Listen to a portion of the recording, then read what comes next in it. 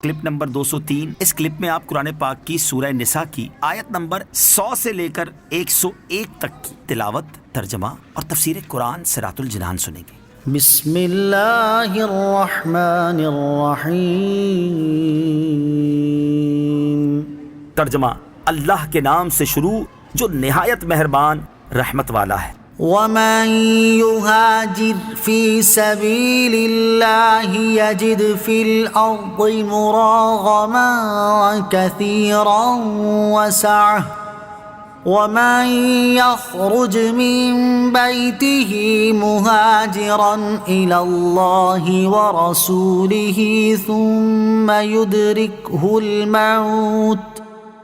ثم يدركه الموت فقد وقع أجره على الله وكان الله غفورا رحيما۔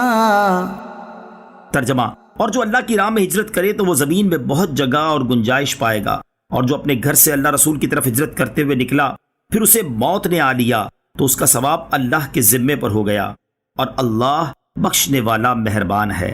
وَمَن يُهَاجِرْ فِي سَبِيلِ اللَّهِ، اور جو اللہ کی راہ میں ہجرت کرے۔ شان نزول: اس سے پہلی آیت جب نازل ہوئی تو حضرت جندہ بن دمرہ لیثی رضی اللہ تعالیٰ عنہ نے اسے سنا۔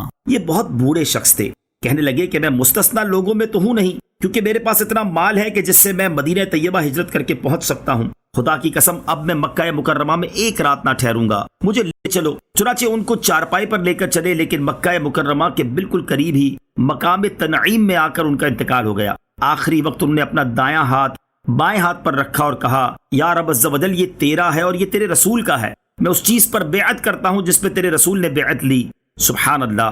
یہ خبر پا کر صحابہ کرام رضی اللہ تعالی عنہم نے فرمایا: کاش وہ مدینہ پہنچتے تو ان کا اجر کتنا بڑا ہوتا۔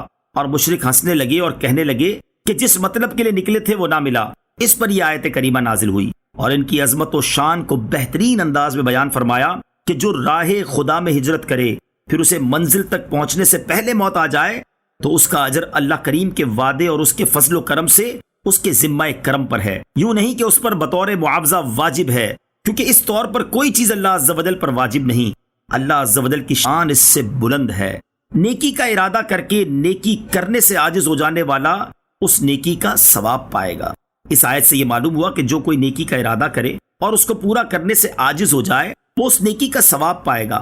حضرت ابو ہریرہ رضی اللہ تعالیٰ عنہ سے روایت ہے، نبی کریم علیہ الصلوۃ والسلام نے ارشاد فرمایا: جس شخص نے نیکی کا ارادہ کیا اور نیکی نہیں کی تو اس کی ایک نیکی لکھ دی جاتی ہے، اور جس نے نیکی کا ارادہ کیا اور نیکی کر لی تو اس کے لیے 10 سے لے کر 700 گنا تک نیکیاں لکھ دی جاتی ہیں، اور جس نے گناہ کا ارادہ کیا اور اس پر عمل نہیں کیا تو اس کا گناہ نہیں لکھا جاتا، اور اگر وہ گناہ کر لے تو ایک گناہ لکھ دیا جاتا ہے۔ کن کاموں کے لیے وطن چھوڑنا ہجرت میں داخل ہے؟ صدر الافاضل مولانا نعیم الدین مراد آبادی علیہ رحمۃ اللہ الہادی کے فرمان کا خلاصہ ہے کہ طلب علم، جہاد، حج و زیارت مدینہ، نیکی کے کام، زہد و قناعت اور رزق کے حلال کی طلب کے لیے ترک وطن کرنا خدا اور رسول کی طرف ہجرت ہے۔ اس راہ میں مر جانے والا اجر پائے گا۔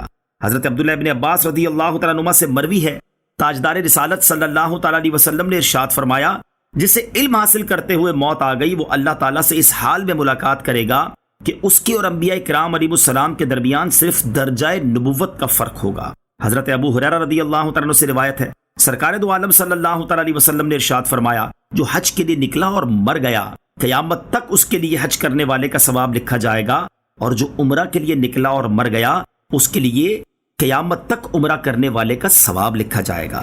وَإِذَا ضَرَبْتُمْ فِي الْأَرْضِ فَلَيْسَ عَلَيْكُمْ جُنَاحٌ أَن تَقْصُرُوا مِنَ الصَّلَاةِ إِنْ خِفْتُمْ أَن يَفْتِنَكُمُ الَّذِينَ كَفَرُوا إِنَّ الْكَافِرِينَ كَانُوا لَكُمْ عَدُوًّا مُبِينًا۔ ترجمہ: اور جب تم زمین میں سفر کرو تو تم پر گناہ نہیں کہ بعض نمازیں کثر سے پڑھو، اگر تمہیں یہ اندیشہ ہو کہ کافر تمہیں ایذا دیں گے، بے شک کفار تمہارے کھلے دشمن ہیں۔ وَإِذَا ضَرَبْتُمْ فِي الْأَرْضِ، اور جب تم زمین میں سفر کرو۔ اس آیت میں نماز کو قصر کرنے کا مسئلہ بیان کیا گیا ہے، یعنی سفر کی حالت میں ظہر، عصر اور عشاء میں 4 فرضوں کی بجائے 2 پڑھیں گے، نماز قصر کے بارے میں 4 مسائل۔ یہاں آیت کی مناسبت سے نماز قصر سے متعلق 4 شرعی مسائل سماعت کیجیے۔ نمبر 1، اس سے یہ معلوم ہوتا ہے کہ سفر میں 4 رکعت والی نماز کو پورا پڑھنا جائز نہیں ہے۔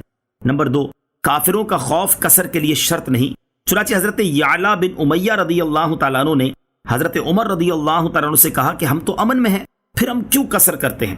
آپ رضی اللہ تعالیٰ عنہ نے فرمایا، اس کا مجھے بھی تعجب ہوا تھا، تو میں نے نبی کریم علیہ الصلوۃ والسلام سے دریافت کیا۔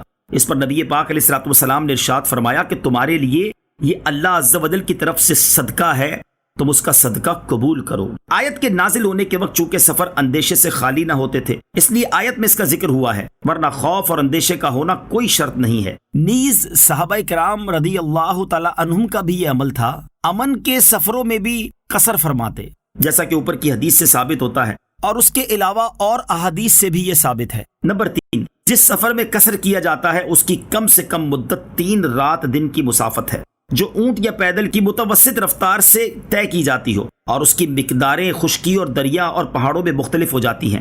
ہمارے زمینی میدانی سفر کے اعتبار سے فی زمانہ اس کی مسافت 92 کلومیٹر بنتی ہے۔ نمبر 4، قصر صرف فرضوں میں ہے، سنتوں میں نہیں، اور سفر میں سنتیں پڑھنی چاہیے۔